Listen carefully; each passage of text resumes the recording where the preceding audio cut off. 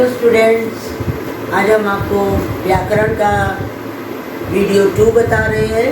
पहले वह हमने आपको बताया था समास, जिसमें समास का परिभाषा आपको बताई थी तथा समास के भेद भी बताए थे। तो समास के भेद 6 प्रकार के होते हैं, जिसमें सबसे पहला है अव्ययी भाव। आज हम उन्हीं भेदों पर प्रकाश डालेंगे। पिछला वीडियो आशा है आपने जरूर देखा होगा और सब्सक्राइब तो किया ही होगा। ये देखिए, अव्ययी भाव समास पहला समास है।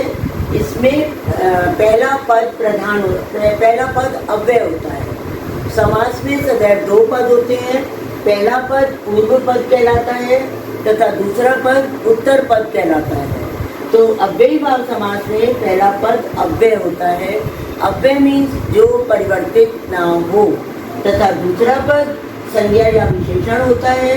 इसको हम उदाहरण से समझेंगे, जैसे यथाशक्ति, शक्ति के अनुसार। जब हम इसका विग्रह करते हैं तो हम बोलते हैं शक्ति के अनुसार, और यथा इसमें अव्यय शब्द है और इस प्रकार ये अव्ययी भाव समास हो जाता है। दूसरा उदाहरण है प्रतिदिन। इसका विग्रह जब हम करेंगे तो आएगा प्रत्येक दिन। यहाँ प्रति शब्द अव्यय है, इसके साथ हम प्रत्येक शब्द भी बना सकते हैं, वहाँ भी प्रति ही रहेगा, उसमें कोई परिवर्तन नहीं होगा। ऐसे ही आजीवन, जीवन पर्यंत, आमरण, मृत्यु पर्यंत। तो आ प्रत्यय, आ अव्यय दोनों में एक सा ही रहा, कहीं भी कोई परिवर्तन इसमें नहीं हो रहा है। ऐसे ही यथा समय, समय के अनुसार। यथा अव्यय शब्द है और ये अपरिवर्तनीय है, इसीलिए ये अव्ययी भाव समास कहलाता है। सेकंड हमारा है तत्पुरुष समास। तत्पुरुष समास में 7 विभक्तियों के चिन्ह बताए गए थे, पहले भी हम बता चुके हैं। एक बार मैं फिर से रिपीट कर देती हूँ। पहला होता है कर्ता, कर्ता का चिन्ह है ने। फिर कर्म, कर्म का चिन्ह है को। तो कर्ता ने कर्म को करण से संप्रदान के लिए, अपादान से अलग होना, संबंध का की के, अधिकरण में पे पर, और संबोधन हे रे अरे। तो तत्पुरुष समास में उत्तर पद प्रधान होता है और पूर्व पद गौड़ होता है।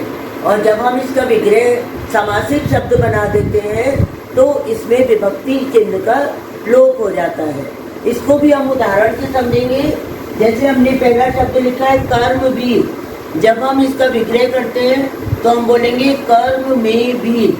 ये में पे पर अधिकरण का चिन्ह है, अधिकरण तत्पुरुष कहलाएगा ये। सेकंड है हवन सामग्री, हवन के लिए सामग्री के लिए संप्रदान तत्पुरुष चतुर्थी विभक्ति का चिन्ह है, तो हम इसे बोलेंगे संप्रदान तत्पुरुष। तीसरा है रसोई घर, रसोई के लिए घर, ये भी के लिए संप्रदान का चिन्ह है, अतः हम इसे संप्रदान तत्पुरुष बोलेंगे। ग्राम घर, गांव को गया, तो यहाँ भी विभक्ति चिन्ह को आ रहा है हमारा, तो द्वितीय तत्पुरुष, कर्ता ने कर्म को, गांव को गया, ये विभक्ति चिन्ह आ रहा है, इसलिए हम इसे द्वितीय तत्पुरुष समास बोलेंगे। नेक्स्ट समास जो सबसे इजी समास है द्वंद्व समास। द्वंद्व समास में दोनों पद प्रधान होते हैं और विग्रह करने पर और वा अथवा योजक शब्दों का प्रयोग किया जाता है। जैसे हमने इसके उदाहरण दिए हैं, माता पिता।